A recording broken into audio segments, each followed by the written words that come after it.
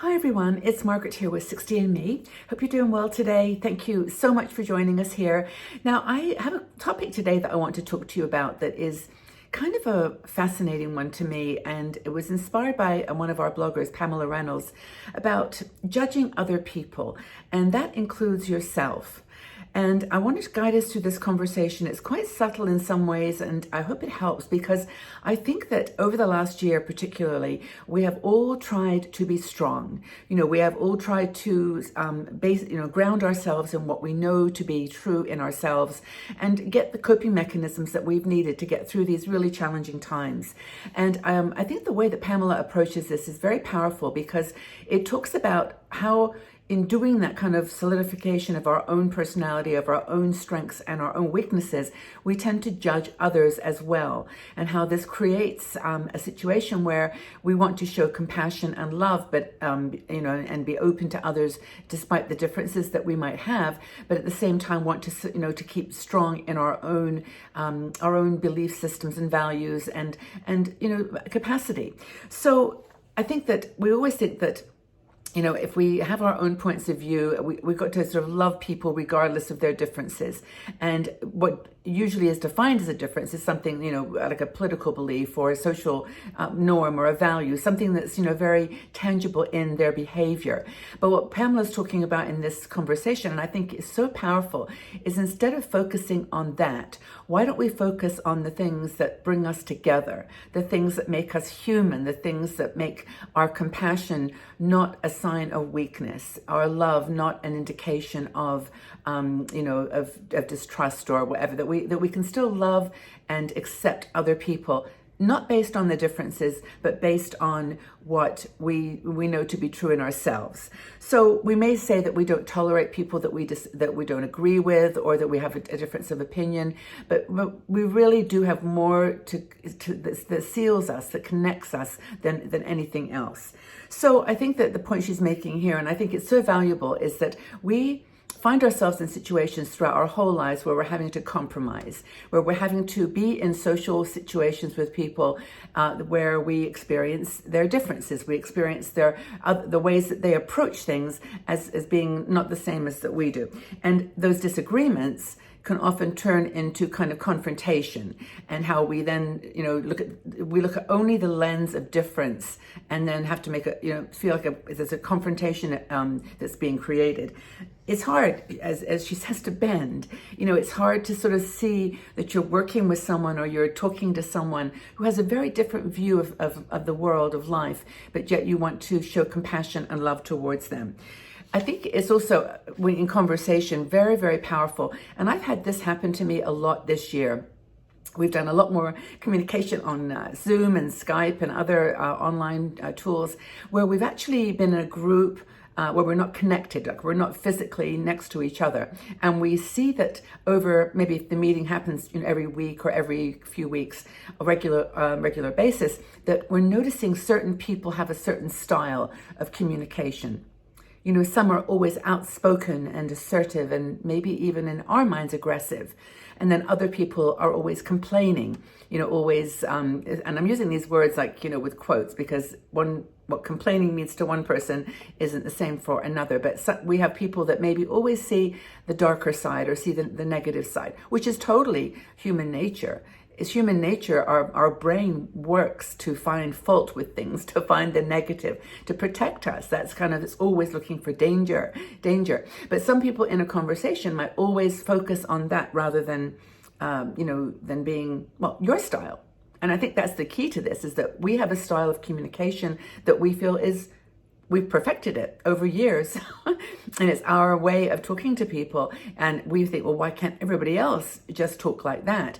We don't see how our behavior can potentially be affecting others. How your style, your way of talking, your way of thinking, expressing yourself can actually be something that other people don't find comfortable. But because we're so ingrained in our own behavior and our own, way of approaching conversation, we just don't see it. So I think that listening in a conversation now is becoming really important. And I know that, as I'm recording this, obviously we're all dealing with a pandemic that's creating a way of communicating, a way of connecting that is very, very different than when you can see someone eye to eye like this. And you can see, well, I can see they're saying that, but I feel in my heart that I understand them. I've been there before. I get that approach. I understand it. So we may feel like we need to be courteous and respectful and understanding and kind to everybody, but in our hearts of hearts, we're judging. And I think that's at the heart of this article, is that we have an opportunity, I think, given especially the situation now, to not only understand each other in different styles, different ways of talking, different ways of acting. I mean, that's even another extension of this, how people act, what they do in the real world, and how we become more tolerant.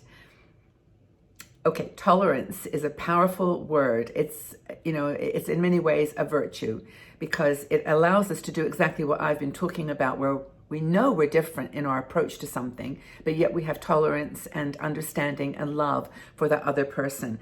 So if someone, for example, jumps in to talk first in a conversation, we may feel like it switches on something in us that makes us combative.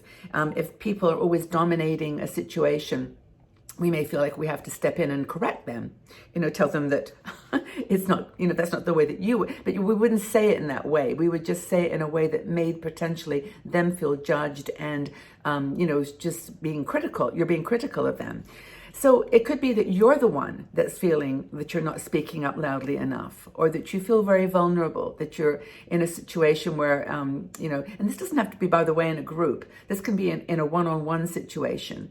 And often, and this is a beautiful realization, that we often are attracted to the people who represent our strength, our weaknesses, who actually, if we're weak in an area, we're often attracted to people that are strong in that area. That happens a lot in relationships, I think, certainly with, in a partnership relationship, where you see someone who's successful and strong and articulate, and you think, yeah, I want to be like that. And so you get together, you obviously are in admiration of their abilities or those talents. And then over time, though, you realize that that's not you, that you're not like that, and that you were drawn to that strength because of your own weakness.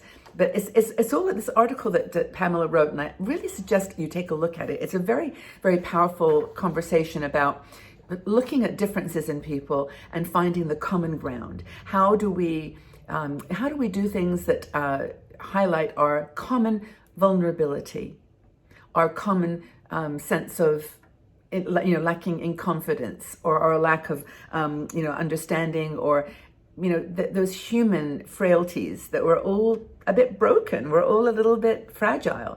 And that's why we created these styles of communicating and these styles of being human, because it covered up those what we perceived to be weaknesses, to be vulnerabilities. But why not look at that? Why not look at the humanness of us all? We're all vulnerable. We're all lacking in confidence in some areas. We're all feeling like someone's better than us, or smarter, or more articulate, or more anything, more beautiful. But those are easy things to create a counterpoint, or that we compare and judge. But why not, when we look at the things that connect us, that make us a human, that we then everything else starts to soften, and we can build tolerance, understanding, acceptance. We can actually start accepting difference, which is always going to be with us. There's always going to be people with a different point of view. And if we can love those people with our hearts, with our minds, with a sense of that we're one. I love the phrase at the new beginning of the new year, when there was a celebration in Scotland, and it was all about, we are one in 21. We are one in 2021. This is a year when we can come together. And I think it's, we've all got faults and failures, and those are not weaknesses. The failures that we may have experienced in our lives are not barriers to connecting. They don't make us less of a person or even more of a person. We just have gone through a different life path than someone else. But we don't want to judge them for the choices they made. as we hope that they would not make us judge us for the decisions that we have made, the directions that we have taken, the forks in the road. So I think being weak and vulnerable actually empowers us. It empowers us to be connected. And I really love this article. I really hope that you take a moment to read it, and read it through carefully, because it unfolds in a way that I think is very helpful. And, I think our natural response is to go to one side or the other, my side, your side, and just, instead of that, just be together. So anyway, I do hope that you found this stimulating, useful. If you enjoyed this video, please subscribe to our channel. You can be told if you press the notification bell when next videos are being released. Sometimes people don't know that I release 4 videos every week, and they're only here on YouTube. So we don't put them on Facebook, and they're sometimes not, you wouldn't know otherwise. And also you can share with other women too, other people who might be interested in what we discuss here. So have a fabulous day, everybody. Hope that you're doing really, really well. Know that you're loved, and that we really do care for you, and take very good care of yourself, and stay strong, stay well, and we'll talk again soon. Bye-bye for now.